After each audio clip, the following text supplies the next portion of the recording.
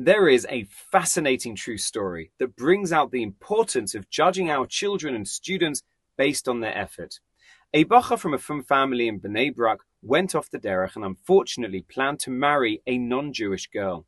Someone convinced him to go home for a Shabbos and his parents invited him to come join them without any conditions.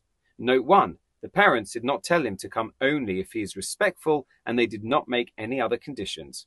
He spent Shabbos evening smoking on their porch and most of the day in his room on his unfiltered iPhone. Note 2. The parents did not criticize him or stop him from behaving this way in their home. On Shabbos afternoon, the father got up to go to a shir given by Moran HaRav Aharon Leib Shteinman, Zeichet Tzadik Livracha, who lived from 1914 to 2017, Rosh Yeshivas Ponovich L'Tzeirim and Chaver Mayetzes Gedolim HaTorah. And as he was leaving, he asked his son if perhaps he would like to join him. He didn't think for 1 second that his son would want to go to a shiur, but surprisingly, he agreed to go along. Note 3. He had not been fully accepted. If he had not been fully accepted, it is unlikely that this would have happened. After the shiur, they went over to Rav Shteinman to say good Shabbos. He mentioned to the Godel that sadly his son was no longer keeping Shabbos. Rav Shteinman looked at the young man and asked him, "How long have you not been keeping Shabbos?" The son answered, 2 years. Rav Shteinman asked, "And during that time, did you ever think about doing teshuvah?" "Yes, about 4 times." "And for how long did you think about teshuvah on each of these occasions?" "For about 10 minutes, I guess," the young man said.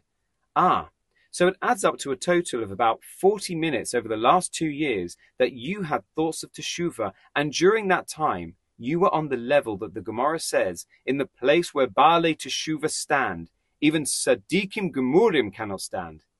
I envy you." Note 4. Rav Shteinman did not give him any mussar. He didn't describe to him the punishment that awaits him for being Mechalel Shabbos. He just found a way to give him a huge compliment. This boosted his self-worth. After Shabbos, Rav Shteinman's words continued to haunt the son. He broke off his engagement, and from there, his life changed direction. Today, Baruch Hashem, that young man is a Torah-observant Jew.